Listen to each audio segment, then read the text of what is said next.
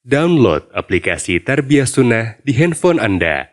Tersedia di Google Play dan App Store. Bismillahirrahmanirrahim. Assalamualaikum warahmatullahi wabarakatuh. Innal hamdalillah nahmaduhu wa nasta'inuhu wa nastaghfiruh wa na'udzu billah min syururi anfusina wa sayyiati a'malina. من يهده الله فلا مضل له ومن يضلل فلا هادي له وأشهد أن لا إله إلا الله وحده لا شريك له وأشهد أن محمدا عبده ورسوله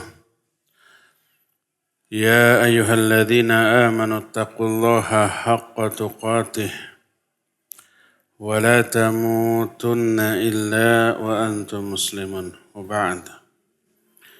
Hadirin jamaah Masjid Al-Azhar Sumarekon Bekasi yang Allah muliakan, para pendengar radio Tarbiyah Sunnah Bandung dan beberapa radio lain yang ikut gabung, pemirsa beberapa stasiun TV dan para netizen di mana saja Anda berada, kembali kita berjumpa.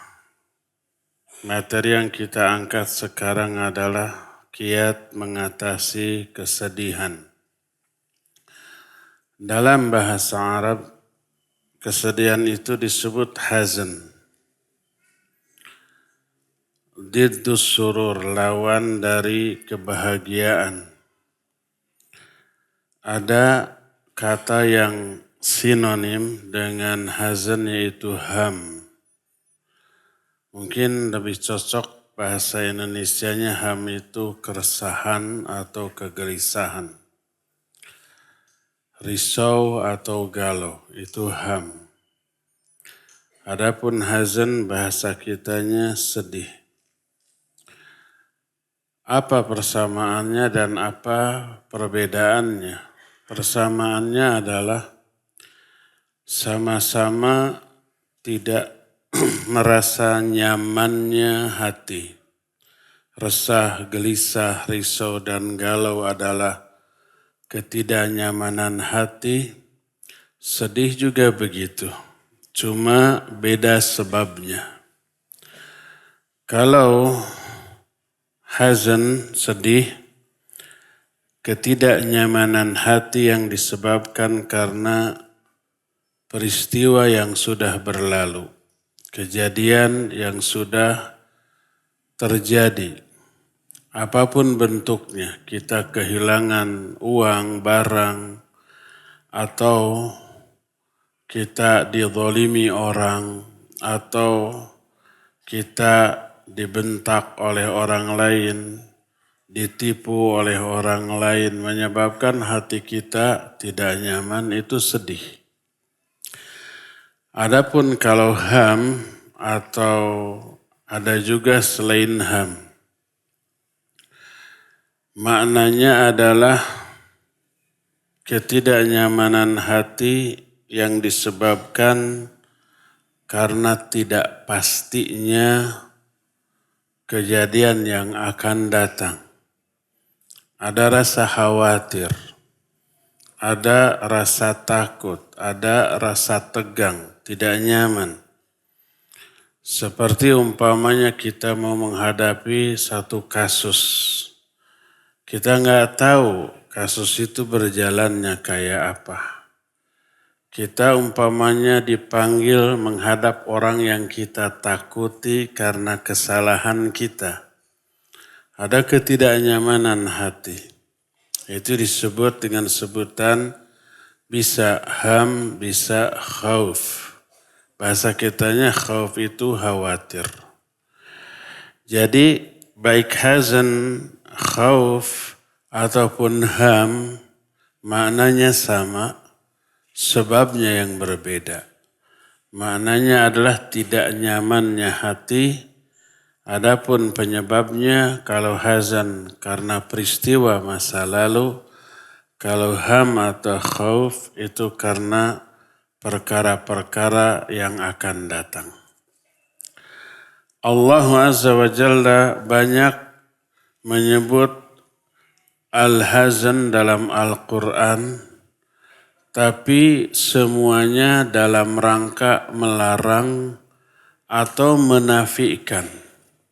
Tak ada satupun ayat ataupun hadis yang menjelaskan hazan dengan makna positif, itu tidak ada. Semuanya bermakna negatif.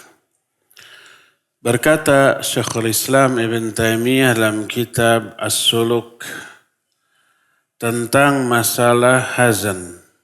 Kata beliau, walaisal hazan min khuluqi Rasul sallallahu alaihi wasallam. Walam ya'murillahu bihi wala rasuluh bal qad naha anhu fi mawadhi'a wa in ta'allaqal amr bid-din. Hazan atau kesedihan bukanlah salah satu akhlak Rasul sallallahu alaihi wasallam. Allah tidak pernah memerintahkan kita untuk sedih, demikian juga Rasulnya, bahkan melarang di banyak tempat, di banyak ayat ataupun hadis, sekalipun berkaitan dengan perkara agama. Allah berfirman dalam surah Ali Imran 139, وَلَا تَهِنُوا وَلَا تَهْزَنُوا وَأَنْتُمُ الْأَعْلَوْنَ in kuntum mu'minin. Jangan kalian merasa hina dan jangan kalian merasa sedih.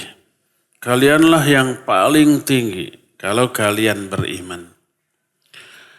Demikian juga dalam Al-Quran surah An-Nahl 127 Allah menyatakan wala tahzan alaihim wala yaku fi dhaikim mimma yamkurun. Jangan kamu bersedih atas sikap mereka.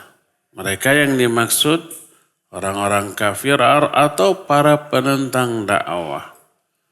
Para penentang dakwah kan responnya atau perilakunya tengil ya, nyebelin gitu. Bikin gemes, bikin emosi, bikin kesel.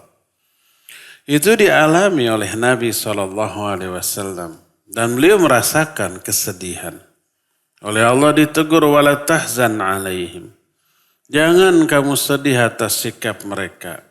Wala taku fi dhaiki mimma yamkurun, dan enggak perlu hatimu itu sumpek dengan makar-makar mereka. Makar itu rencana jahat. Makar itu semacam konspirasi untuk menjatuhkan, menyudutkan, merendahkan kita karena dakwah kita. Apalagi sekarang media sosial ya. Orang-orang yang nyinyir kepada dakwah kita, tengilnya itu kebangetan. Bikin kita sedih, bikin kita sumpek, bikin kita emosi. Ini dirasakan oleh Nabi SAW. Walaqad na'lamu annaka yadhiku sadruka bima yaqulun. Kami tahu hatimu itu sumpek, sempit mendengar ocehan mereka. Nabi mengalami, apalagi kita yang mentalnya jauh lebih lemah daripada Nabi SAW. Allah menyatakan wala tahzan alaihim. Jangan kamu sedih terhadap sikap mereka. Wala taku fi dhaiki mimma yamkurun, dan kamu tidak perlu merasa sumpek dengan makar-makar mereka. Jadi ayat ini pun melarang kita bersedih. Atas apa? Atas respon negatif dari orang-orang yang kita dakwahi. Termasuk ketika dalam situasi terintimidasi. Nabi SAW ketika ada turun perintah hijrah, beliau yang terakhir. Para sahabat kaum muslimin sudah hijrah duluan. Beliau Abu Bakar, Ali belum. Ketika turun perintah hijrah, siangnya Nabi SAW mengontak Abu Bakar As-Siddiq radhiyallahu anhu supaya nanti malam siap. Kontaknya bukan dengan WA tentu saja, tapi ngutus orang. Abu Bakar sudah siap.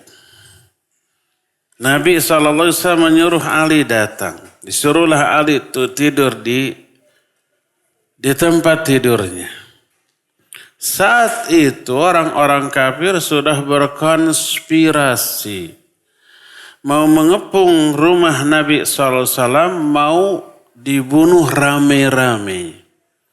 Karena saat itu orang-orang kafir Quraisy bingung nih menghadapi dakwah Nabi SAW. Dibiarkan tambah berkembang. Terus para sahabatnya hijrah.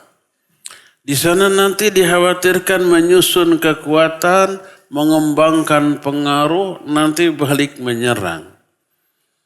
Akhirnya mereka musyawarah. Si iblis datang. Berupa seorang orang tua tokoh dari Najd. Lalu musyawarah. Banyak usulan begini begitu. Tapi salah satu usulan yang diterima adalah kita bunuh Muhammad SAW rame-rame oleh setiap wakil dari setiap kabilah. Kalau keluarganya menuntut udah patungan saja bayar diat rame-rame ringan enteng. Deal disepakati, si iblis juga menyepakati. Dan ikut bersama rombongan pemuda. Masing-masing siap dengan pedang. Satu kabilah, satu pemuda terkuat. Mereka mengintip rumah Nabi SAW. Nanti kalau Nabi keluar diserang rame-rame, dimutilasi. Kata orang Sunda mah disik-sik, dikunyit-kunyit, dicacak, diwalang-walang. Itu mutilasi namanya. Catat, akan ada ini keluar dari mulut ustadz lain. Disik-sik, dikunyit-kunyit, dicacak, diwalang-walang. Di apa tadi? Dimutilasi. Rencananya demikian. Allah tahu. Nabi SAW diberitahu. Allah menyatakan, وَإِذْ يَمْكُرُ بِكَ الَّذِينَ كَفَرُوا لِتُثْبِتُوكَ أَوْ يَقْتُلُوكَ أَوْ يُخْرِجُوكَ لِيُثْبِتُوكَ أَوْ يَقْتُلُوكَ أَوْ يُخْرِجُوكَ وَيَمْكُرُونَ وَيَمْكُرُ اللَّهُ وَاللَّهُ khairul makirin. Ingat ketika orang-orang kafir bikin makar untuk menyergap kamu, membunuh kamu, mengusir kamu, mereka bikin makar, Allah pun bikin makar, dan Allah sebaik-baik pembuat makar.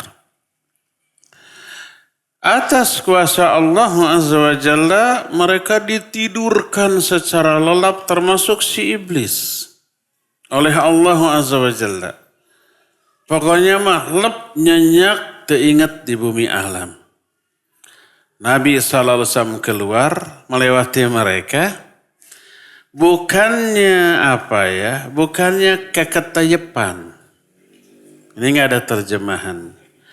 Keketayepan itu ibarat kucing mau menerkam tikus. Itu jalannya apa? Pelan-pelan. Itu namanya apa? Keketayepan. Tulis lagi itu.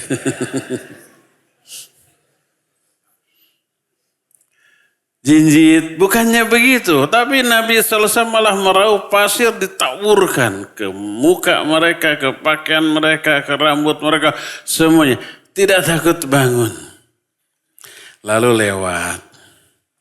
Lalu Nabi SAW terus ke rumah Abu Bakar As-Siddiq. Rumah Abu Bakar sudah siap, lalu mereka berangkat untuk hijrah. Tapi tidak langsung ke arah Madinah, tapi bertolak belakang dengan arah Madinah, terus ke sebuah bukit namanya Bukit Thur. Di atasnya itu ada gua. Gua Thur juga namanya. Nah, mereka mau sembunyi dulu di sana. Abu Bakar menyuruh Nabi SAW nunggu. Abu Bakar masuk memastikan kondisi aman. Didapatinya banyak lubang-lubang ular. Ular di padang pasir, ular berbisa, ular derik namanya, ya enggak? Lalu semua lubang ular disumpal sama pakaiannya yang disobek-sobek. Semuanya tersumpal, tertutup kecuali satu. Akhirnya yang satu ini ditutup sama kakinya. Lalu dipanggil Nabi SAW, silakan datang. Nah, begitu masuk si gua itu kalau mau masuk ngegejlik ke bawah. Naon ngegejlik itu atulah. Menggejlik ke bawah. Harus turun loncat gitu ya. Lalu dipersilakan Nabi SAW untuk tidur di atas pangkuan Abu Bakar dan tertidur lelap. Satu kaki Abu Bakar menutup lubang ular tadi. Nampaknya ular yang di dalam gak suka ditutup. Engap merenya. Pengap kayaknya.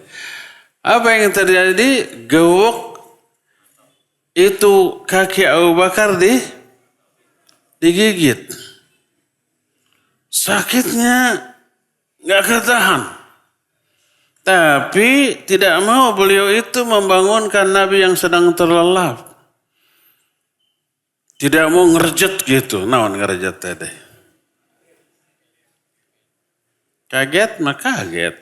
Reaksi dari kaget. Atau reaksi dari sakit yang gak ketahan sampai tipe perekat, tipe bergeg. Jadi banyak istilah yang memang hanya pas diungkapkan dengan bahasa Sundanya. Susah terjemahannya. Tidak mau ngerejet, tapi sakitnya gak ketahan, akhirnya keluar air matanya, netes di muka Nabi SAW. Beliau bangun, masya'nuka ya Abu Bakar. Ada apa Abu Bakar? Ini ludiqtu, aku digigit. Dilihat kakinya berdarah dan agak bengkak. Oleh Nabi SAW didoakan, diludahi. Seketika itu hilang sakitnya, hilang bengkaknya, racunnya hilang entah kemana. Dan ini kata Syekh Al-Utsaimin rahimahullahu ta'ala, ruqyah syar'iyah lebih mujarrab, lebih ampuh daripada obat terhebat apapun.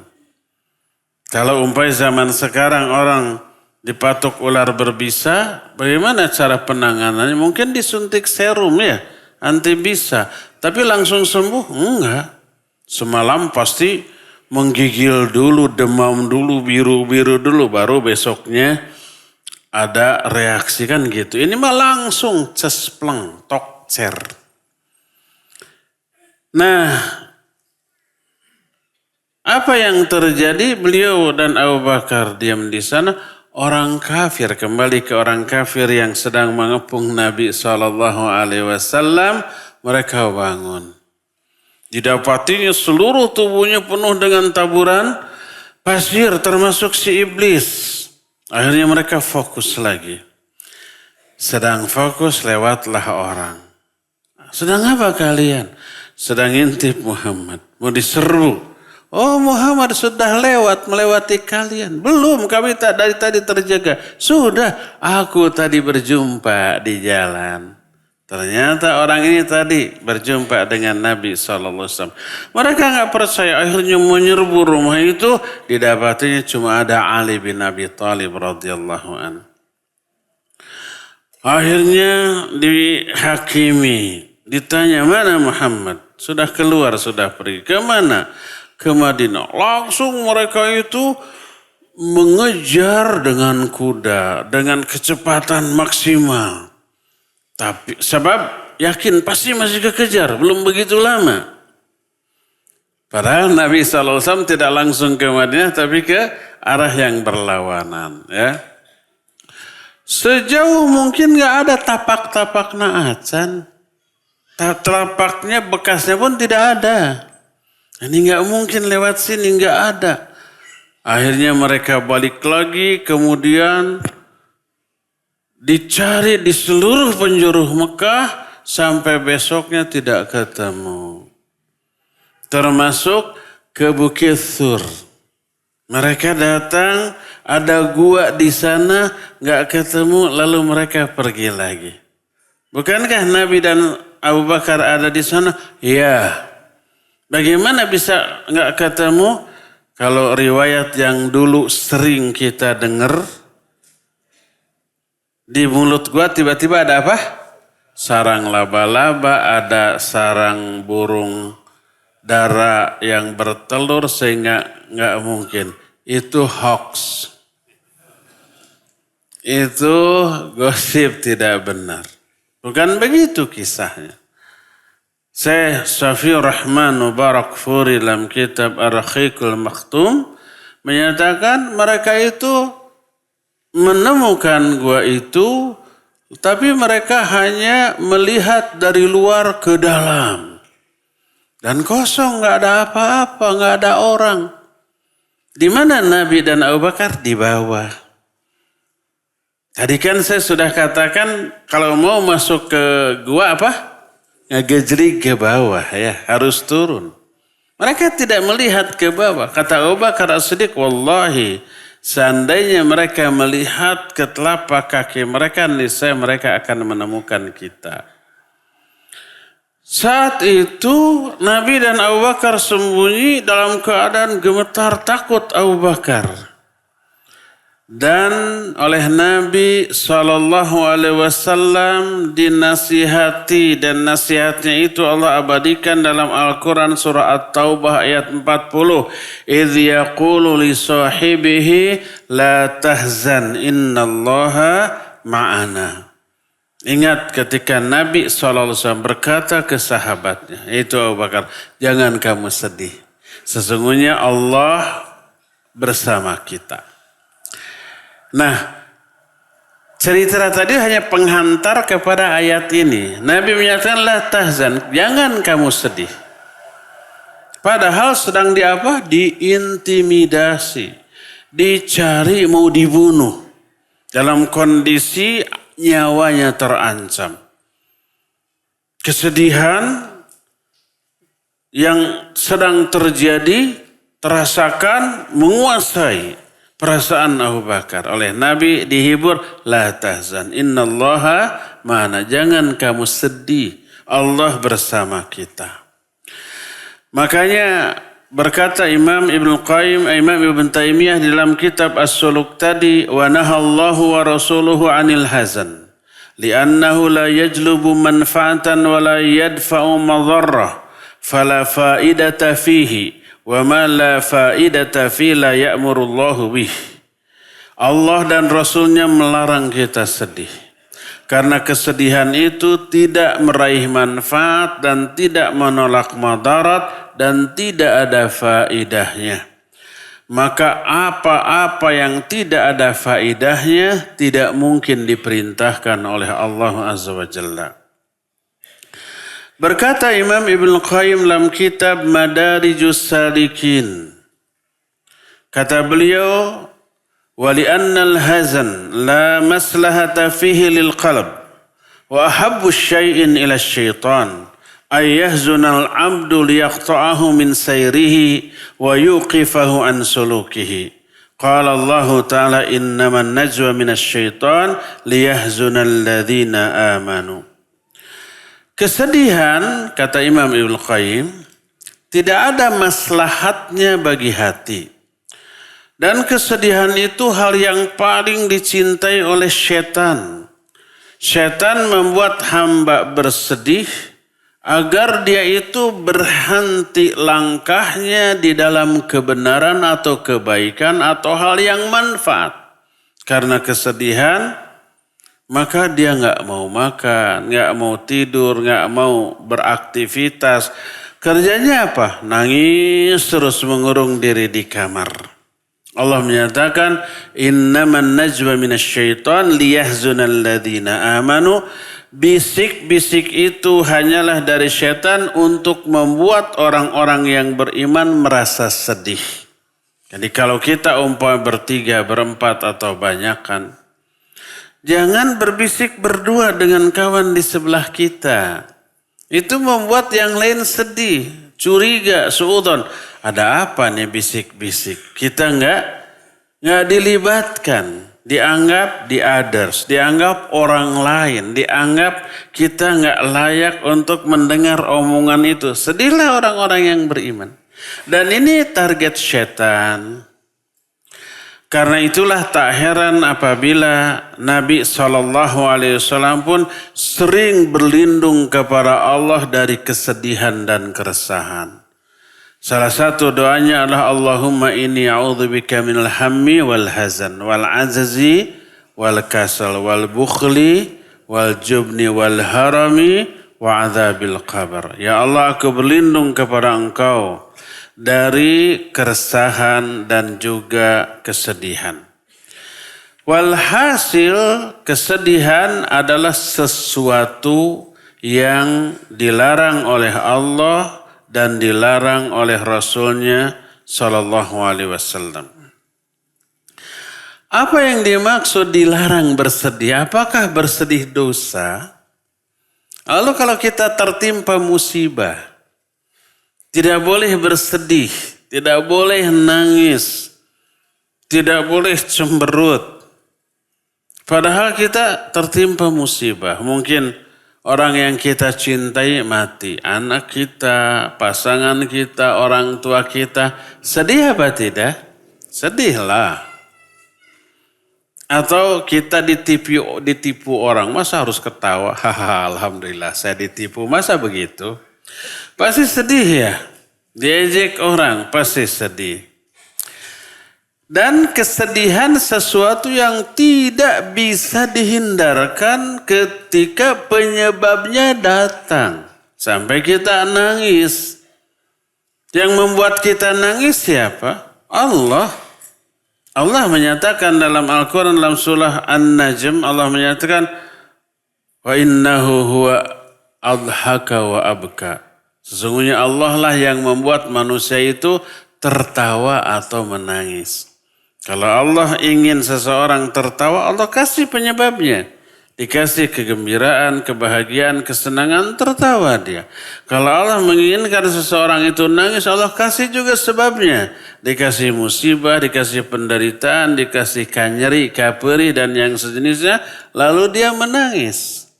Jadi yang bikin kita sedih, bikin kita nangis, yang membuat kita tertawa itu semuanya Allah Azza wa Jalla. Jadi lumrah dan wajar kalau kita memperoleh musibah lalu kitanya apa? Bersedih sampai nangis.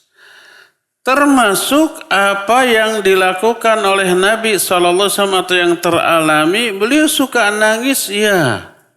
Nangisnya bukan nangis karena takut kepada Allah aja, tapi sedih dengan kejadian. Ketika anak-anaknya wafat, beliau menangis. Ketika anaknya yang paling kecil, paling bungsu Ibrahim meninggal, beliau menangis, sedih. Ketika cucunya juga meninggal, beliau menangis, sedih. Jadi, walaupun sedih itu oleh Allah dilarang, oleh Nabi SAW dilarang, tapi kesedihan adalah hal yang manusiawi, yang wajar, tidak bisa kita hindarkan. Lalu apa yang dimaksud dengan jangan kamu bersedih? Ada beberapa rincian. Pertama, yang dimaksud jangan kamu bersedih adalah jangan melakukan perkara yang menyebabkan kamu terjerumus ke dalam kesedihan. Ini yang pertama. Contohnya apa? Contohnya mengingat-ingat memori-memori kejadian-kejadian pahit yang membuat kita sedih lalu menangis. Suka ada yang begitu? Suka ada. Mengingat-ingat kejadian masa lalu. Yang menyedihkan, yang buruk. Lalu kita sedih, lalu kita menangis, lalu kita akhirnya skeptis, akhirnya kita pasif, akhirnya kita tidak produktif, larut dalam kesedihan yang membuat dia itu terus ngurung diri di kamar. Ini yang tidak boleh. Contohnya umpama kita ingat orang tua yang sudah kita meninggal, kemudian yang sudah meninggal, kemudian kita sedih nangis. Yang harus kita lakukan ketika ingat orang yang sudah meninggal dan kita mencintai orang tua, pasangan, anak, adik, kakak, sahabat adalah mendoakannya. Makanya sering saya bilang, hafalkan doa sholat jenazah di takbir yang ketiga. Hafalkan doa itu. Lalu kita baca tiap hari, sehari minimal 5 kali seusai sholat. Atau kalau bisa di dalam sholat, itu lebih bagus ketika sujud. Kalau sholat fardu nggak memungkinkan karena berjamaah, tidak bisa lama-lama, dalam sholat sunat. Setelah membaca subhana rabbiyal a'la, itunya jangan dilewat, itu yang pokok. Subhana rabbiyal a'lanya minimal 3 kali, lalu berdoa yang lain. Salah satunya mendoakan Allahumma gfirlahu warhamhu wa'afi wa'afu anhu wa akrim nuzulahu wasi' madkhalahu wagsilhu bil ma'i wa thalji, sampai akhir doa itu untuk orang yang kita doakan. Kalau ibu yang meninggal, Allahumma gfir laha warhamha wa'afiyah. Kalau ayah, Allahumma gfir lahu warhamhu wa'afiyah. Kalau kedua-duanya, Allahumma gfir lahuma. Allahumma gfir li walidayya warhamhuma wa'afihima wa'afu anhuma. Terus begitu. Maka insya Allah kita tidak akan lupa doa itu. Pas ada orang mendadak meninggal, kita mendadak menyolatkan, gak harus buka-buka dulu buku. Gak harus buka Google, dihafalkan dulu, sudah hafal. Pas sholat lupa lagi. Karena dadakan, ya enggak? Tapi kalau tiap hari kita baca, nempel terus. Nggak akan lupa kita.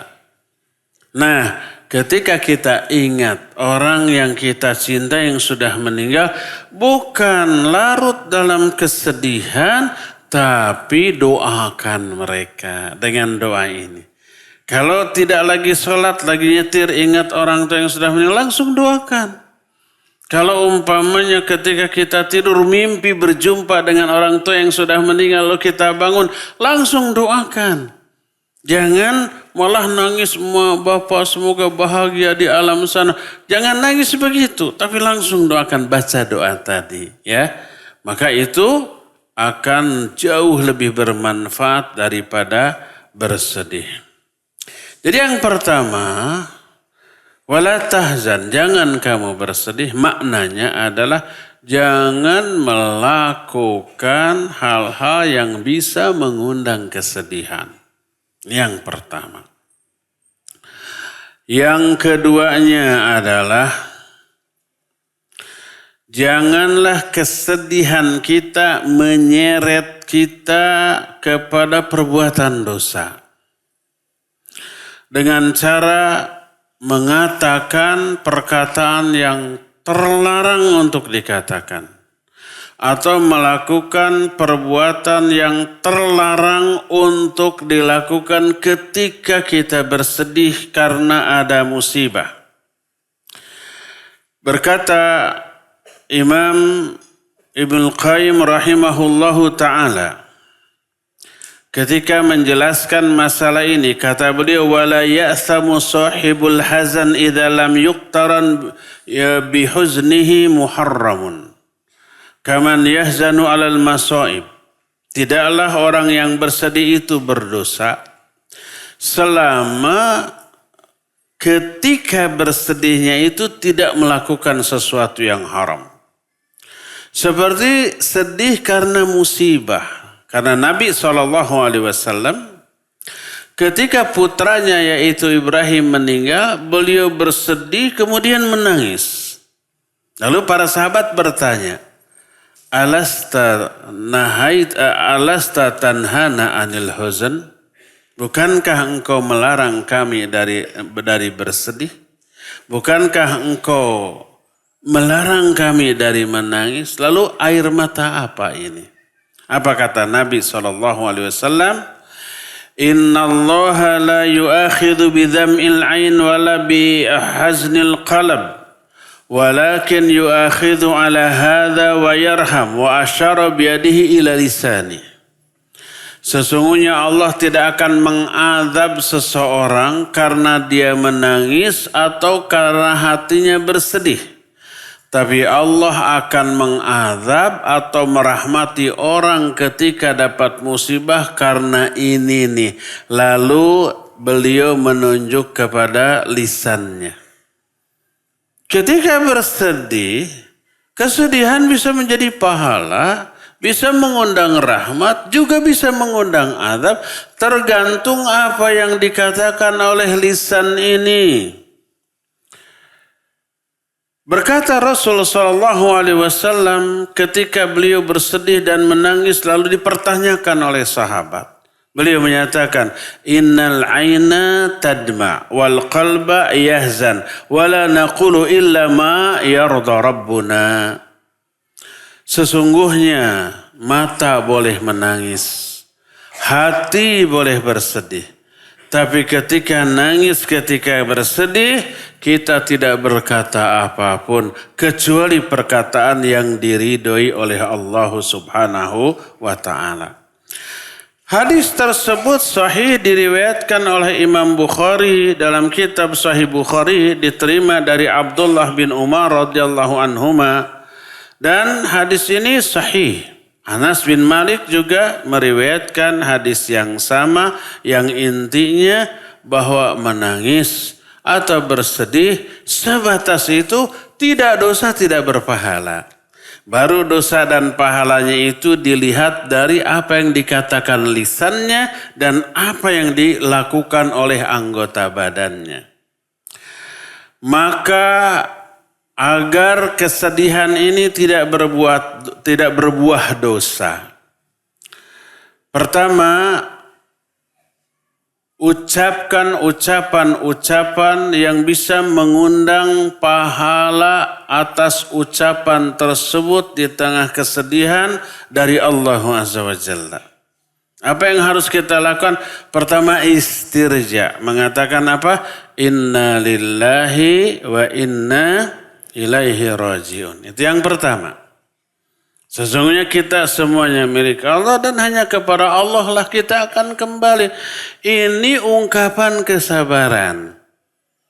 Allah menyatakan wa basyiris sabirin alladzina idza asabathum musibah qalu inna lillahi wa inna ilaihi rajiun. Beri kabar tuh, kabar gembira orang-orang yang sabar. Yaitu orang-orang yang apabila mereka ditimpa musibah, mereka mengatakan inna lillahi wa inna ilaihi rajiun. Ulaika alaihim salawatu min rabbihim wa rahmah wa ulaika humul muhtadun. Mereka lah orang-orang yang akan dapat salawat dari Allah dan dapat rahmat. Dan mereka lah orang-orang yang akan memperoleh hidayah. Jadi ketika istirja itu wujud kesabaran. Itu yang pertama. Kedua, berdoa kepada Allah. Apa doanya? Minta dua. Pertama, minta pahala atas musibahnya. Kedua, minta diganti kerugian yang dialami dengan musibah itu. Dengan mengatakan Allahumma ajurni fi musibati wa akhlufli khairan minha. Ya Allah, berikan pahala kepadaku atas musibah ini dan berikan kepadaku ganti yang lebih baik. Ini dialami oleh Ummu Salamah radhiyallahu anha. Ummu Salamah itu punya suami yang soleh. Siapa suami Ummu Salamah? Abu Salamah. Abu Salamah. Suatu saat wafat Abu Salamah ini. Sedih. Teringat kepada ucapan Nabi SAW. Siapa yang terkena musibah? Lalu berkata inna lillahi wa inna ilaihi rajiun. Lalu berdoa, ya Allah, berikan pahala atas musibahku ini dan berikan kepadaku ganti yang lebih baik. Dalam musibah itu dia kehilangan siapa? Suaminya Abu Salamah. Minta ganti yang lebih baik. Tapi dia mikir, emang ada sahabat yang lebih baik daripada Abu Salamah? Nggak ada. Begitu habis masa iddah, ternyata datang seorang utusan dari Nabi SAW melamar dia untuk menjadi istrinya. Ternyata dapat ganti yang lebih baik. Jadi emak-emak nih yang dapat musibah baik karena kehilangan suami. Baik kehilangan suami itu karena meninggal atau karena dicerai atau karena khulu, karena dilebut pelakor. Maka baca doa ini, inna lillahi wa inna ilaihi rajiun. Nanti insya Allah dapat ganti. Ya Allah berikan pahala atas musibahku dan berikan ganti yang lebih baik. Itu mah nggak baik, memang mau dibuang tadinya juga. Tambah ada kasus. Maka baca doa ini, Allah akan datangkan kepada dia ganti yang lebih baik. Inilah yang kedua. Jadi yang pertama ketika sedih, ketika dapat musibah istirja. Yang kedua berdoa minta pahala dan minta ganti yang lebih baik. Ketiga, agar kita tidak larut di dalam kesedihan. Yakinilah bahwa kesedihan karena musibah yang menimpa kita menggugurkan dosa-dosa kita. Makin hebat penderitaannya, makin banyak dosa-dosa yang gugur dari diri kita. Sebagaimana dijelaskan di dalam hadis yang sahih diriwayatkan oleh Imam Muslim, diterima dari Abu Sa'id Al-Khudri radhiyallahu an.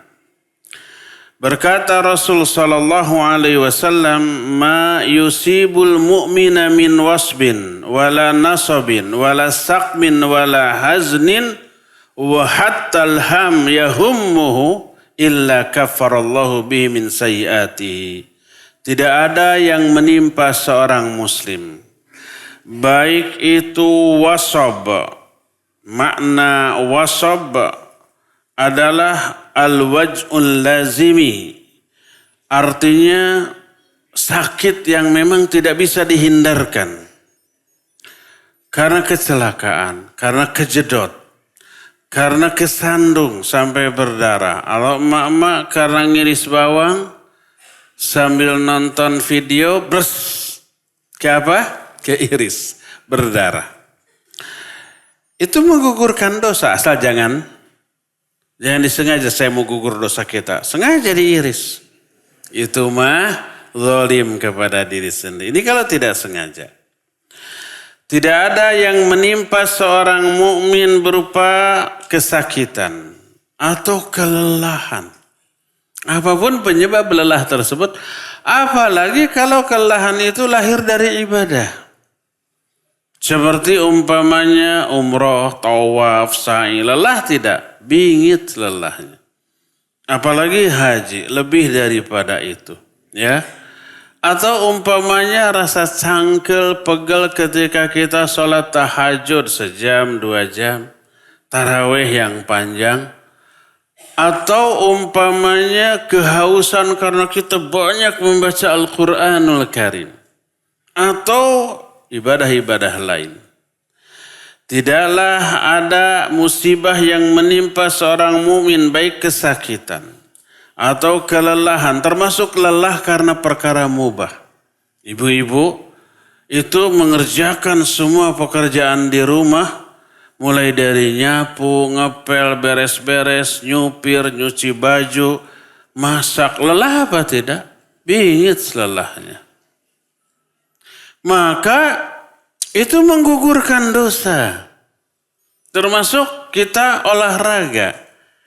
Mubah apa sunnah? Mubah hukum asalnya. Lalu kita lelah. Gugur dosa itu. Apalagi kalau olahraga kita diniatkan dengan niat yang baik. Gimana sih niat yang baik itu? Dengan olahraga, tubuh kita fit. Peredaran darah kita lancar. Apa yang terjadi setelah tubuh kita fit? Menunjang kualitas dan kuantitas ibadah. Kalau saum kita nggak kerepotan. Kalau tahajud malam-malam sejam 2 jam kuat. Baca Al-Quran 1-2 juz kuat. Ngaji kayak begini nggak cepat ngantuk. Itu karena peredaran darah yang lancar akibat dari apa? Olahraga. Coba yang jarang olahraga. Apalagi pola makannya, sarapan tadi bapak-bapak apa bisa dilihat ngantuk enggaknya sekarang. Kalau sarapannya nasi goreng. Atau mie instan pakai telur 2 biji gitu. Atau yang mengandung karbo, ya dijamin ngantuk gitu ya. Tapi kalau sarapannya buah, sayur, protein, maka itu bagus ya. Anak-anak agar di sekolah mereka tidak ngantuk, sarapan jangan dikasih roti sama selai sama mentega atau nasi goreng sama telur digoreng, ngantuk nanti mereka. Kasih sayur protein, nanti akan bagus. Kok saya tahu? Enggak tahu, tapi dokter yang ngasih tahu dan ahli gizi. Nah, jadi kalau olahraga diniatkan agar fix, agar fit, agar stamina kuat, peredaran darah lancar, sehat, menopang kualitas dan kuantitas ibadah, ya ini jadi bernilai ibadah. Lelahnya menggugurkan dosa, plus menambah pahala.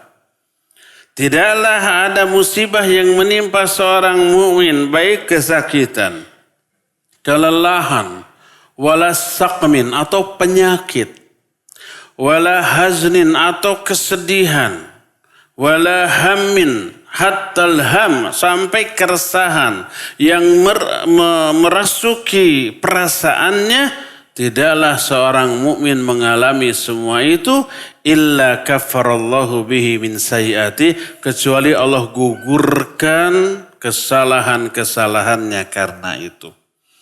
Jadi faktor penghapus dosa banyak selain tobat dan istighfar.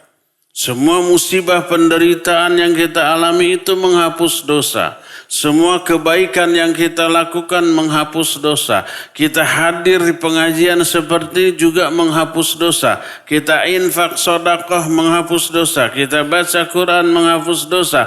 Kita berdoa dan berzikir itu semuanya menghapus dosa. Salah satu penyebabnya semua itu mengandung unsur masyaqqah. Masyaqqah itu penderitaan. Setiap penderitaan pasti akan berefek menghapus dosa-dosa kita. Ini yang kedua. Jadi yang ketiga, yang pertama ketika kita bersedih karena ada musibah, pertama istirja, inna lillahi wa inna ilaihi rajiun. Kedua berdoa minta pahala dan minta apa? Ganti yang lebih baik. Yang ketiganya hadirkan keyakinan kesedihan itu menggugurkan dosa. Ketika ada orang mengejek kita, hei sapi, dosa kita gugur. Ketika kita bekerja lalu lelah, pegel, cangkel, lalu itu membuat kita menderita, yakinilah itu menggugurkan dosa. Nah, salah satu penyebab kenapa ngaji begini menggugurkan dosa, karena ada penderitaan. Antum kan sekarang cangkel ya, pegel ya, pasti kesel ya, pasti ingin segera beres ya. Itu penderitaan. Ngantuk dan sejenisnya ya, berdesak-desakan, panas gitu, apalagi akhwat menutup seluruh aurat, kemudian di sininya berdesak-desakan, kemudian AC banyak nih ada puluhan, tapi karena terlalu banyaknya orang menyebabkan udara menjadi panas, berkeringat. Itu menggugurkan dosa. Makin lama penderitaannya makin gugur dosa. Maka kita ngaji sampai zuhur. Supaya banyak dosa yang gugur ya. Maksudnya setelah saya selesai datangkan ustadz lain, saya pulang. Antum terus sampai zuhur. Itu yang ketiga. Hadirkan keyakinan dosa kita sedang berguguran. Keempat, Yakini juga agar kita tidak stres dengan musibah, dengan kesedihan adalah doa-doa kita di saat menderita dikabul oleh Allah Azza wa Jalla. Jadi ikhwan dan akhwat, yang sedang ditimpa musibah, sedang sedih, sedang tegang, sedang resah, sedang gelisah, berdoalah kepada Allah. Yang sedang sakit, berdoalah kepada Allah. Apalagi sakit itu sedang kambuh, sedang kerasa, berdoalah kepada Allah. Maka doa orang yang ditimpa musibah, apapun bentuk musibahnya, dikabul oleh Allah Azza wa Jalla. Sering saya ungkit beberapa fakta. Di antaranya nih, orang ketika terancam nyawanya, mau mati nih, padahal belum tentu. Berdoa kepada Allah agar Allah menyelamatkannya, dikabul. Padahal orang itu orang musyrik. Allah menyatakan dalam beberapa ayat Al-Quran, antara surah Luqman, wa idza ghasyiyahum maujun kadzulali da'awullaha mukhlishina lahuddin falamma najjahum ilal barri faminhum muqtasid. Ketika mereka berlayar di lautan, lalu dihampas ombak dan gelombang, da'awullaha mukhlishina lahu, terancam kan nyawanya. Mereka berdoa secara ikhlas kepada Allah. Dan dikabul. Falamma najjahum ilal barri. Ketika mereka diselamatkan oleh Allah ke lautan, mereka musyrik lagi. Mereka durhaka lagi, mereka menentang Allah kembali. Itu bayangkan, orang musyrik di darat, ke lautan diterjang gelombang, ikhlas berdoa kepada Allah, dikabul, diselamatkan. Sampai ke darat, musyrik lagi. Ini tengil banget nih orang. Nyebelin amat nih orang. Karena apa? Karena orang itu kepepet, sedang ditimpa musibah yang mengancam nyawanya. Doanya dikabul. Dalam salah satu hadis qudsi, Allah berfirman, hadis ini panjang. Tapi ada kalimat yang sesuai dengan materi yang sedang kita bahas. Allah menyatakan, Yabna Adam, inni maridun, falam ta'udni. Wahai anak Adam, ini ketika nanti pada hari kiamat. Dulu aku sakit, tapi kalian tidak melayat aku, tidak menjenguk aku. Orang itu menjawab, Rabbi kaifa a'uduka wa anta rabbul alamin. Ya Allah, bagaimana aku melayatmu, bagaimana aku membesukmu, padahal engkau raja di raja, penguasa semesta alam. Masa Allah sakit gitu ya?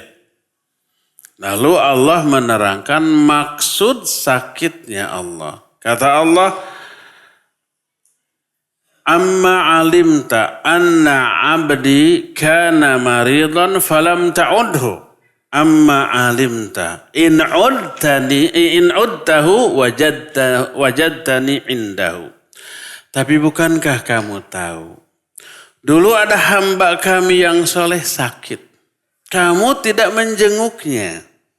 Padahal kamu tahu kalau kamu menjenguknya, aku ada di sisinya, di sisi orang yang sakit. Jadi yang dimaksud menjenguk Allah adalah menjenguk sesama muslim yang sedang sakit. Dalam hal ini banyak sekali keutamaan. Siapa yang menjenguk orang yang sakit di pagi hari, ada 70.000 malaikat yang bersolawat kepada dia dari pagi sampai sore.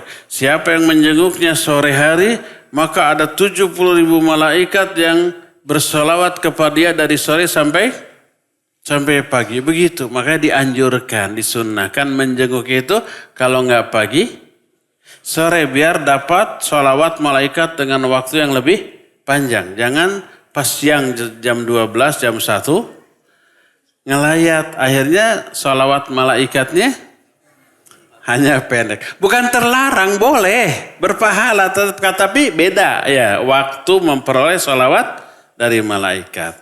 Jadi pas kalau waktu besuk di rumah sakit pagi atau sore ya. Jadi yang dimaksud melayat, menjenguk Allah adalah menjenguk sesama muslim yang sakit. Lalu Allah mengatakan, kalau kamu menjenguknya, aku akan berada di sampingnya, di samping orang yang sakit. Berkata Syekh Al-Utsaimin rahimahullahu ta'ala, hadis ini menunjukkan menjadi dalil dekatnya orang yang sakit dengan Allah. Dan kedekatan seseorang dengan Allah berdampak kepada dikabulkannya doa dia.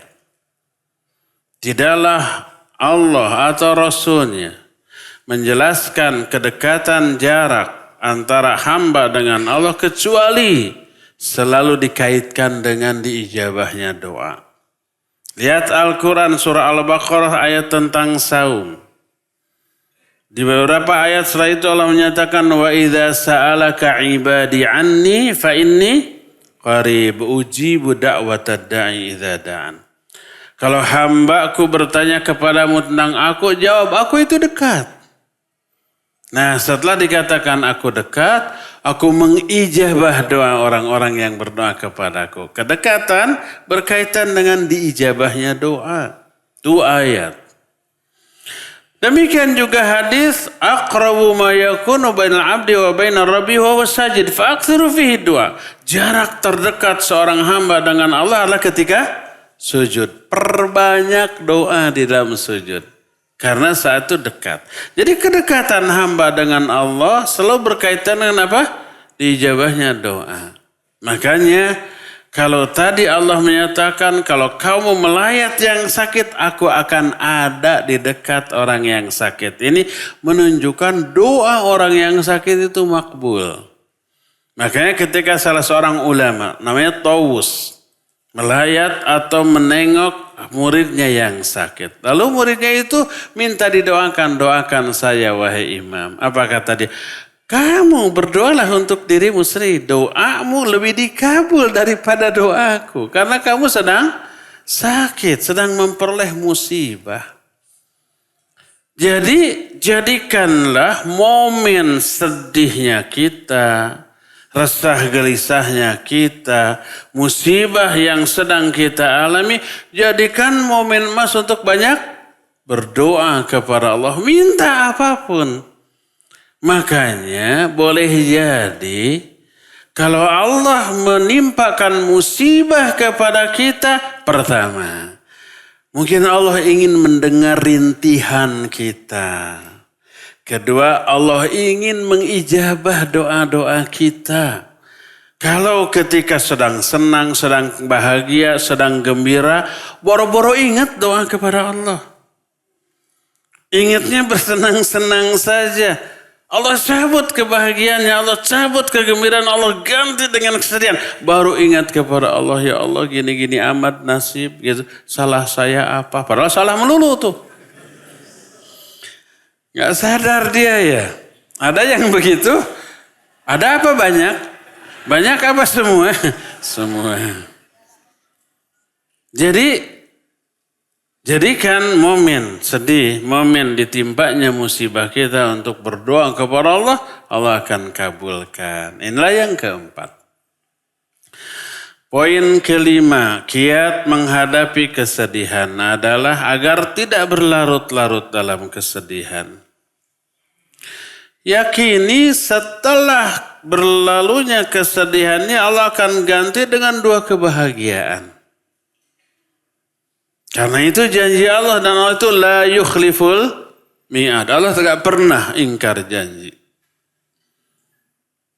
Kata Allah inna ma'al usri yusran, inna ma'al usri yusran. Dua kalimat yang sama diulang dua kali. Ini kenapa diulang, apa iseng? Bukan iseng. Allah nggak pernah iseng. Ini apa Allah lupa kok mengulang dua kali? Bukan lupa. Allah tidak pernah lupa. Allah nggak pernah iseng. Pasti ada tujuan. Mananya apa? Setelah berlalunya satu kesulitan akan ada dua kemudahan. Apa yang sedang kita alami, musibah, kesedihan, ini kesulitan. Bagaimana caranya agar kita tetap optimis, tetap berbesar hati di tengah musibah atau kesedihan? Kita tinggal ingat-ingat atau kita mereka-reka. Dua kebahagiaan apa ya yang Allah akan berikan kepada kita setelah ini? Apa boleh kita mikir berharap semoga setelah berlalunya kesedihan ini ada orang yang tiba-tiba antum butuh uang berapa? Cuma 100 juta saya kasih 1 miliar. 1 juta. Tinggal satu lagi apa ya? Kira-kira apa? Tiba-tiba ada WA, akhi mau nggak jadi imam saya? Ini kebahagiaan yang kedua ternyata. Boleh kita berharap kebahagiaan lain. Maka dengan menantikan secara yakin akan ada dua kebahagiaan yang datang setelah ini, kita akan optimis, kita akan tetap semangat, tetap penuh harapan. Pokoknya ini nggak akan lama. Langit itu tak selamanya mendung. Setelah badai berlalu, langit akan kembali membiru. Setelah cuaca gelap karena hujan dan badai, nanti setelah semuanya itu berlalu, langit pun akan kembali cerah. Itu tak akan selamanya hujan kan? Curah debit air di atas pasti ada batasnya, ya enggak? Setelah semuanya turun, udah langit kembali cerah, udara kembali menyenangkan kita, matahari kembali bersinar, suasana hati pun akan lebih lapang daripada sebelumnya. Itulah kehidupan. Musibah ini tak akan selamanya. Kesedihan ini tak akan selamanya. Setelah berlalunya kesedihan, akan Allah ganti dengan dua kebahagiaan. Setelah berlalunya satu kesulitan, Allah akan berikan ganti berupa apa?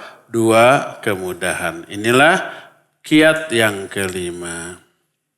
Kiat terakhir yang keenam. Untuk mengatasi kesedihan. Yakini kesedihan ini mengangkat derajat, kehormatan, kemuliaan kita dunia akhirat. Baik dalam pandangan Allah dan dalam pandangan sesama manusia. Baik di dunia ataupun di akhirat nanti. Sebuah hadis Nabi SAW thalathun. Uqsimu billahi alaihin. Ada 3 perkara. Aku bersumpah atas nama Allah tentang benarnya ketiga perkara ini. Kita tidak akan bahas 3-3-nya panjang teing. Bisa-bisa sampai zuhur tadi. Hanya salah satu saja di antaranya.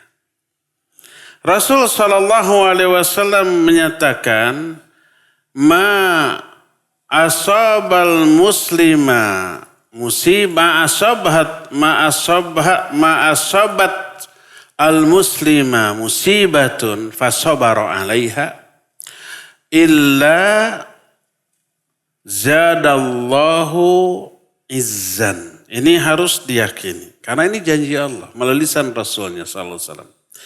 Tidaklah satu musibah menimpa seorang hamba. Fasobaro alaiha. Lalu dia bersabar di atasnya. Di atas musibah itu. Tidak putus asa, tidak depresi, tidak pesimis, tidak apatis, tidak seolah-olah kehidupan selesai bagi dia. Tidak, tapi dia sabar. Kecuali Allah akan angkat derajat kemuliaannya. Jadi musibah itu untuk mengangkat derajat kemuliaan. Dianalisa oleh para ulama kenapa orang yang dapat musibah lalu sabar diangkat derajatnya. Itu karena poin-poin yang tadi. Karena pertama musibah itu menggugurkan dosa. Kedua musibah itu menambah pahala. Ketiga, orang yang ditimpa musibah dekat dengan Allah. Makanya orang yang dapat musibah itu apa? Doa-doanya di apa? Tadi dikabul oleh Allah Subhanahu wa taala. Karena hal-hal tadi tak heran kemuliaannya diangkat oleh Allah. Bagaimana tidak diangkat? Dosanya gugur sehingga lebih bersih daripada sebelumnya.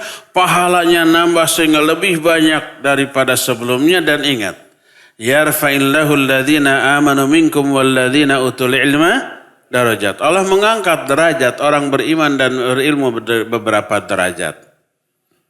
Berkata Imam Ibn Hajar al-Asqalani rahimahullah. Kenapa orang beriman dan berilmu diangkat? Baik dunia apalagi di akhirat. Beliau menyatakan raf'atud darajat li kathratis sawab wa qillatil ahsam. Ketinggian derajat seorang itu karena banyaknya pahala dan sedikitnya dosa. Pahala banyak, dosa sedikit. Ini yang menentukan derajat kemuliaan orang itu dunia sampai akhirat. Maka tak heran kalau orang yang dapat musibah terus sabar di atas musibah itu, Allah angkat derajatnya lebih tinggi daripada sebelumnya. Lihat, ternyata musibah yang membuat kita sedih atau kesedihan yang kita alami karena musibah ternyata memberikan banyak keuntungan kepada kita. Apa keuntungannya tadi? Dosa berkurang, terus pahala nambah, terus kita dekat dengan Allah, doa kita juga diijabah, kemuliaan kita juga diangkat. Dan setelah berlalunya musibah akan diganti dengan apa? Dua kebahagiaan yang akan datang setelahnya. Tak heran kalau orang yang banyak diberi musibah adalah orang-orang yang dicintai oleh Allah. Orang-orang dengan keimanan yang super hebat. Asyaddun nasi bala'an al-anbiya. Thumma soliyun, thumma al-amsal fal-amsal. Manusia yang ujiannya terhebat siapa? Para nabi, lalu orang soleh, lalu di bawah itu. Yubtalar rajulu ala hasbi dini, fa in kana fi dinihi salabah zidalahu fil bala. Seseorang akan diberikan musibah sesuai dengan kadar iman. Lebih hebat imannya, lebih hebat ujian baginya. Makanya hadis sahih riwayat Imam Muslim menyatakan innallaha idza ahabba qauman ibtalahum. Allah kalau mencintai suatu kaum, Allah akan berikan musibah kepada mereka. Dengan musibah itu diraihlah 6 keuntungan yang tadi diberikan ya. Inilah 6 kiat untuk menghadapi kesedihan sehingga kesedihan itu berbuah manis bagi kita, melahirkan banyak keuntungan bagi kita. Cukup ya, sampai di sini saja. Kita masih punya sisa waktu 20 menit untuk 20 menit untuk bertanya jawab. Wa sallallahu ala nabiyina Muhammadin wa ala alihi wa ashabihi wasallam.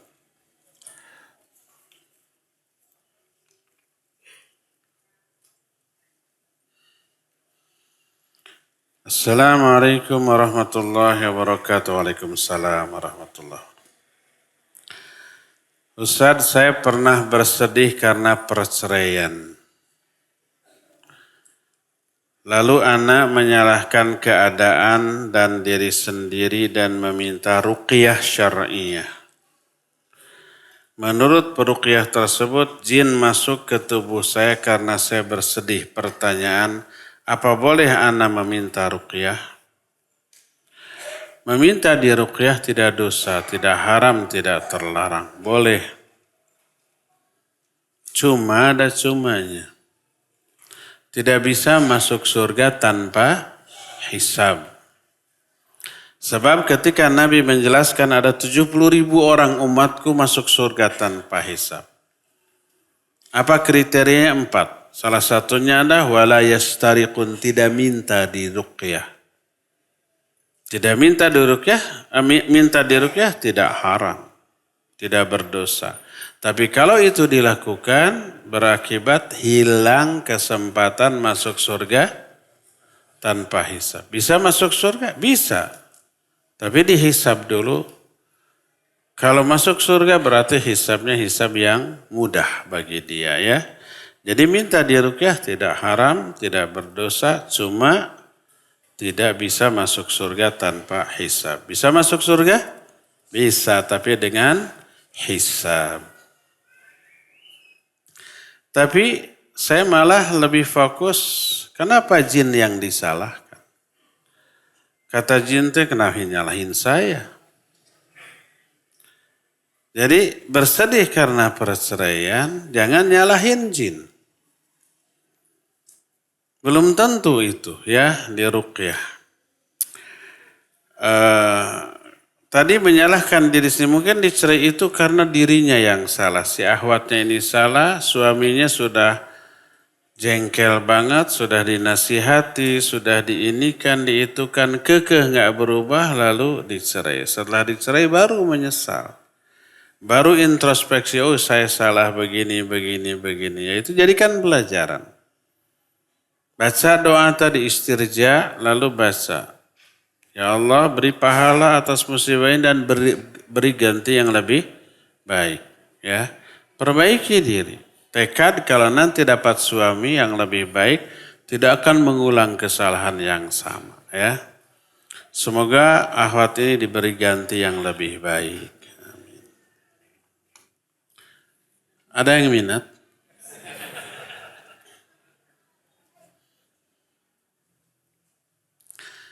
Apakah kita sebagai umat muslim Indonesia masih wajib haji?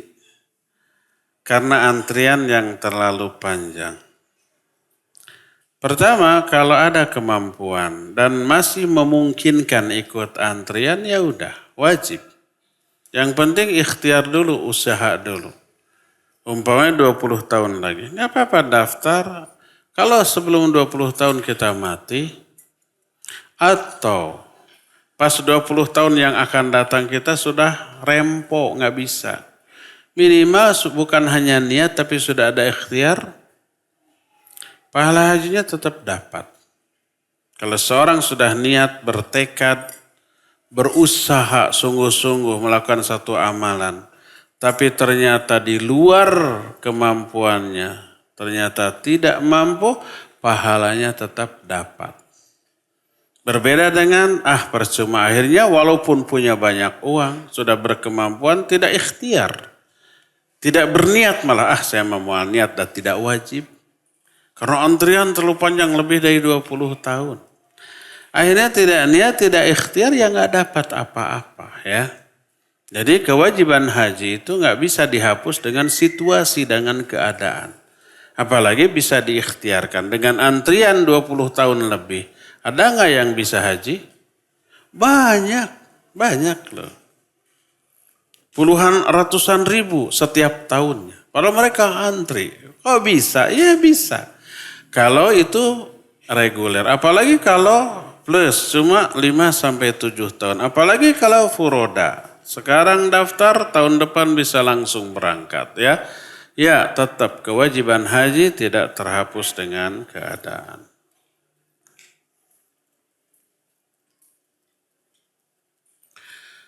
Apa boleh kita berdoa lebih khusyuk dan menangis saat di acara sesi muhasabah renungan oleh ustadz atau pemateri di suatu acara?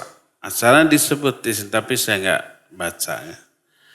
Mengingatkan kita kebaikan orang tua kita yang sudah meninggal. Pertama, menangis karena takut kepada Allah bagus. La yalijun nar man baka min khasyatillah. Tidak akan masuk neraka orang yang menangis karena takut kepada Allah.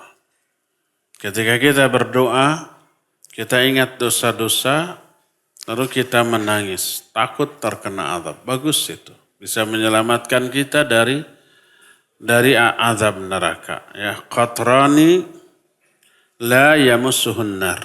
La yamassuhuman nar. Ada 2 tetesan yang tidak akan tersentuh oleh api neraka. Pertama, tetesan air mata karena takut kepada Allah. Kedua, tetesan darah karena jihad fisabilillah. Jadi menangis karena takut kepada Allah sangat-sangat dianjurkan. Tapi itu berlangsung alami. berlangsung tanpa rekayasa, tanpa pengkondisian. Tapi kalau dikondisikan, orang dikumpulkan, lalu umpamanya ada yang baca puisi, ada yang ceramah untuk memberikan mengkondisikan hati untuk sedih biar menangis gitu. Terlebih ada hal yang terlalang, sambil ada background musik. Musiknya jenis tertentu yang membuat kita semakin sedih lalu menangis. Enggak. Itu tangisan artis. Karena apa? Karena hasil penyutradaraan. Karena hasil rekayasa, ya. Nangislah, tapi nangis secara alami, ya.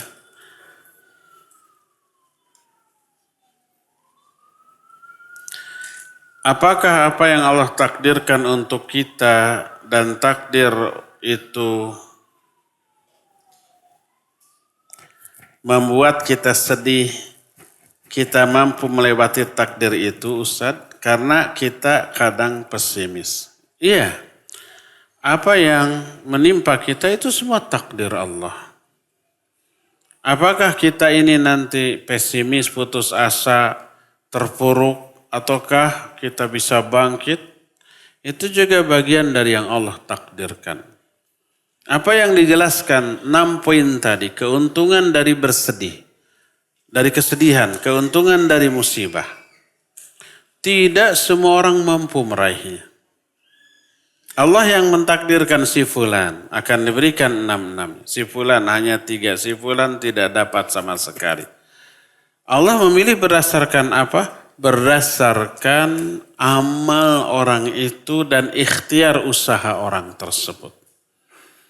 Karena itulah, maka salah satu di antara ikhtiar yang kita lakukan ngaji seperti ini. Dengan ngaji seperti ini dijelaskan, oh ingat nanti kalau sedih, ingat buka lagi catatan. 6 poin yang harus kita lakukan di saat tertimpa musibah. Ini, amalkan, lakukan. Ini bagian dari yang Allah takdirkan. Allah takdirkan kita hadir ke sini, Allah takdirkan kita mencatat. Pas ditimpa musibah, Allah ingatkan kita kepada materi ini, lalu dibuka lagi, lalu diamalkan. Diberi hidayah untuk mengamalkannya. Ada orang lain karena lalai dari ngaji, karena lalai dari kewajiban, karena banyak melanggar larangan Allah, karena banyak mengabaikan perintah Allah, dikasih musibah, blank dia, nggak tahu apa yang harus dia lakukan. Akhirnya semakin terpuruk, putus asa, pesimis, apatis, dan seterusnya. Itu Allah takdirkan demikian sebagai hukuman atas kelalaian dia. Ya, semuanya ini adalah takdir. Kalau itu terjadi pasti takdir. Saya punya anak tapi sholatnya di rumah. Mungkin laki-laki ya. Kemudian saya sudah kasih tahu tapi tetap sholat di rumah. Apakah saya berdosa? Iya berdosa. Kenapa? Karena kurang maksimal dalam menanamkan iman kepada anak kita. Sampai disuruh pun nggak mau menunjukkan imannya. Mungkin pendidikannya kurang. Mungkin kurang diarahkan untuk mempelajari, memahami ilmu agama ini. Hanya dikasih tahu sholat berjamaah di masjid itu wajib. Tapi imannya tidak diperhatikan. Tahu wajib, imannya, daya dorong untuk mengamalkan ilmu yang diketahuinya tidak ada atau kurang. Ibarat mobil-mobilan yang pakai baterai, pakai remote, digerakkan, nggak gerak karena lowbat. Cuma 5%. Baterainya, kekuatan baterai. Dipijit cuma drek bergerak dikit tapi tidak maju. Apa yang harus dilakukan? Cas baterainya. Full 100%. Begitu 100% kepijit sedikit, gitu kan. Nah baterai itu ibarat iman. Jadi iman anak kita harus dipupuk. Dengan cara apa? Suruh ngaji, suruh belajar agama, suruh banyak-banyak baca Al-Quran. Terus begitu dan latih dari kecil. Dari kecil bawa ke masjid. Tapi diwanti-wanti jangan lari-lari, jangan teriak-teriak, jangan main-main gitu. Kalau sudah terbiasa dari kecil nggak harus disuruh. Bapaknya kerja nggak ada, pas adzan dia ke masjid sendiri. Ya. Jadi kalau ada anak sudah besar disuruh masih tetap menunjukkan kelalaian sang bapak sejak kecil. Tidak mendidik, mengarahkan, membiasakan anak itu ke masjid. Tapi sudah terlambat, belum terlambat. Sekarang aja ya, boleh nggak kita hukum? Boleh. Dengan cara dihukumnya bagaimana? Ya jangan fisik dulu. Hukum umpamanya nggak dikasih uang jajan, nggak dikasih pulsa, wifi di rumah matiin. Mungkin itu penyebabnya, dia enggan keluar dari rumah ke masjid ya, dimatikan saja. Lalu mereka protes, kenapa saya kecewa kamu tidak sholat ke masjid? Sholat ke masjid, tetap beri ilmu ya, tetap kasih tahu, tetap suruh ngaji, tetap suruh baca Al-Quran, itu yang harus dilakukan. Biasanya emak-emak yang laporan ini bapak-bapak. Semoga istrinya ada di sini. Tapi kalau pulang jangan berantem. Bapak ngelapor ke Ustadz jadi saya malu. Padahal saya nggak tahu yang mananya. Istri saya sering nonton film Korea tuh. Drakor. Tapi saya nasihatin, tapi tidak dengar. Apakah saya berdosa? Sudah diingatkan, sama. Kenapa istri sampai seneng drakor? Karena kurang dibina, cuma dibini. Kurang dididik, sampai menyukai. Kalau akhwat terdidik oleh agama, nggak akan mungkin.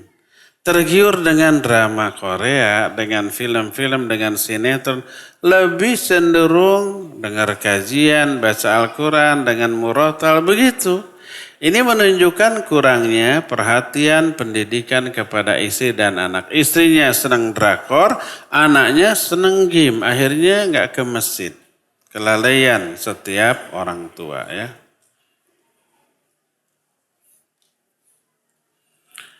Adik ibu saya punya utang, adik ibu berarti paman ya. Punya utang kepada kakak ibu saya. Ke uaknya, jadi adik kakak nih.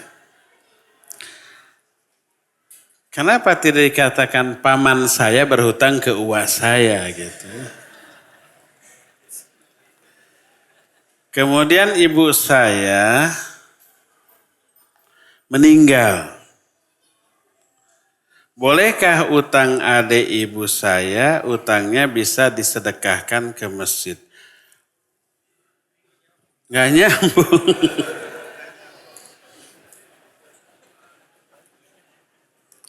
Bolehkah utang adik ibu, utang pamannya disedekahkan ke masjid? Bayar dulu ke kakaknya. Kan yang berhutangnya ke kakaknya ya. Ke uaknya. Kalau hanya langsung ke masjid ya hutangnya nggak lunas. Tetap akan diperhitungkan. Menyumbang ke masjid hukumnya sunnah, bayar hutang hukumnya wajib. Kalau nggak bayar hutang pada mampu itu zalim. Mutilul ghina zulmun. Menunda pembayaran hutang padahal mampu itu adalah zalim. Kalau saya punya pakaian bekas, boleh nggak pakaian bekas buat keset? Boleh saja. Buat lapel, boleh saja. Mau pakaian baru juga punya sendiri, boleh saja.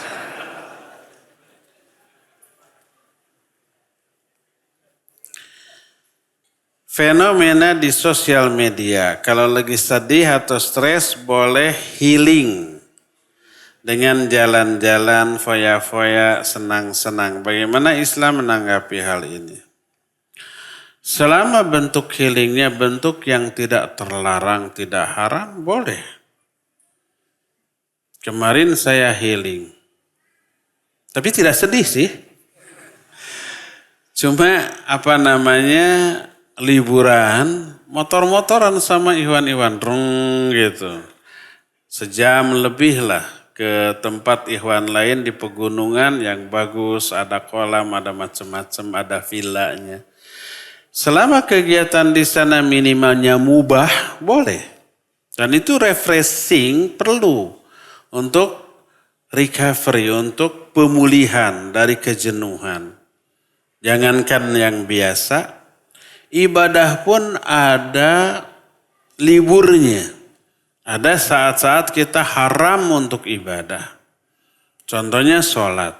Ada saat-saat haram untuk sholat seperti pas matahari terbit atau ba'da subuh, ba'da asar, pas matahari terbenam, pas matahari tengah-tengah, haram sholat. Saum, ada saat-saat hari-hari yang diharamkan saum. Idul Fitri, Idul Adha dan hari-hari tasyrik haram. Syekhul Islam Ibn Taimiyah menjelaskan itu adalah saat rehat kita untuk recovery, untuk pemulihan. Setelah beres liburan lebih semangat lagi, ya. Karena itulah healing seperti itu selama kegiatan-kegiatannya minimal mubah. Syukur-syukur kalau ketika touring itu ada kajiannya, ada baca Quran bareng-bareng, al-tahsin, itu lebih bagus. Suasananya beda, tidak bising di pegunungan, udaranya enak, bagus, ada candanya, makan, minumnya, enggak apa-apa. Nah, yang tidak boleh healingnya itu ke tempat-tempat maksiat, healing karaokean dulu, enggak boleh. Bukan healingnya tapi bentuk healingnya yang terlarang ya. Atau ke pantai. Kenapa? Mau berenang bukan, nonton aja. Ini nggak boleh. Nonton orang-orang bugil di sana untuk penyegaran itu haram, tidak boleh ya. Jadi kalau healingnya dalam bentuk yang mubah maka dibolehkan. Semenit lagi terakhir ya. Manusia yang mengalami sakit, sesungguhnya Allah akan menghapus dosa yang sakit. Namun Allah menganjurkan agar mendoakan yang sakit agar sembuh, mohon penjelasan. Taib, barakallahu fiik. Kalau sakit tadi keuntungannya banyak, bolehkah kita berobat agar sembuh atau memilih sakit selama-lamanya? Pertanyaan ini bagus ya. Ada enggak orang yang lebih memilih sakit? Ada. Para sahabat tuh. Setelah seorang sahabat mendengar Nabi SAW menyatakan orang yang sakit itu berguguran dosa-dosanya, ada sahabat yang berdoa, ya Allah sakitkan saya seumur hidup. Tapi janganlah sakit saya menghalangi saya dari 3 hal. Pertama dari sholat berjamaah, kedua dari haji, ketiga dari jihad. Dan dikabul, sejak satu badannya panas. Tapi 3 hal ini gak pernah kelewat. Sampai matinya, menjelang kematian, setelah matinya hawa panasnya masih terasa oleh para sahabat. Orang ini memiliki sakit daripada sembuh. Ibnu Abbas radhiyallahu anhuma suatu saat ngariung dengan murid-muridnya, Nabi sudah wafat. Kata Ibnu Abbas, ala adullukum ala imro'atin min ahlil jannah. Mau enggak aku tunjukkan kepada kalian seorang wanita calon ahli surga? Hadhil mar'atus sauda. Tuh wanita yang hitam itu. Ada wanita hitam lewat. Kanat ta'ti ila Rasul sallallahu. Dulu dia datang kepada Rasul sallallahu ketika Nabi masih ada. Lalu berkata, ya Rasulullah inni asra wa inni atakasyaf. Fad'ullaha ayashfiyani. Ya Rasulullah aku punya penyakit sora'. Sora' ini ditafsirkan oleh para ulama dengan 2 makna. Suka kesurupan atau epilepsi. Kejang-kejang, kan gejalanya sama ya. Dan kalau kamu suka terbuka aurat. Doakan kepada Allah agar Allah menyembuhkanku. Apa kata Nabi SAW? In syi'ti sabarti walakil jannah wa in syi'ti ayyad wallaha ayasfiyaki. Kalau kamu mau, kamu sabar dengan penyakitmu bagimu surga. Tapi kalau kamu mau, aku doakan kepada Allah semoga Allah menyembuhkanmu. Milih mana? Wanita ini menjawab, Asbiru ya Rasulullah, saya milih sabar aja, nggak mau sembuh. Karena janjinya apa? Surga. Kalau sembuh belum tentu surga. Tapi doakan kepada Allah, kalau saya kamu tidak terbuka aurat. Lalu didoakan oleh Nabi SAW. Wanita ini memilih terus sakit daripada sembuh. Abu Bakar As-Siddiq radhiyallahu an sakit keras. Lalu para sahabatnya melayat. Lalu berkata, ala nadwa lakat tabib, mau enggak kami panggilkan tabib? Abu Bakar menyatakan, qad ra'ani tabib, jangan. Sang tabib sudah melihat aku. Ditanya, famadha qala tabib, apa yang dikatakan oleh sang tabib? Abu Bakar menjawab, qal inni fa'alul lima urid. Aku maha pelaksana apapun yang aku inginkan. Jadi sakut ini keinginan sang tabib. Siapa tabib itu? Allah ternyata. Ini beberapa tipikal manusia hebat lebih memilih sakit daripada sembuh. Tapi di lain hadis, tadawau fa inna likulli da'in dawa. Berobat kalian kalau kalian sakit. Karena di setiap penyakit ada obatnya. Jadi Nabi menyuruh kita berobat. Tapi beberapa orang tadi memilih sakit. Jadi yang benar itu mending tetap sakit atau mending sembuh. Tergantung orangnya. Di dalam sakit ada maslahat, ada madarat.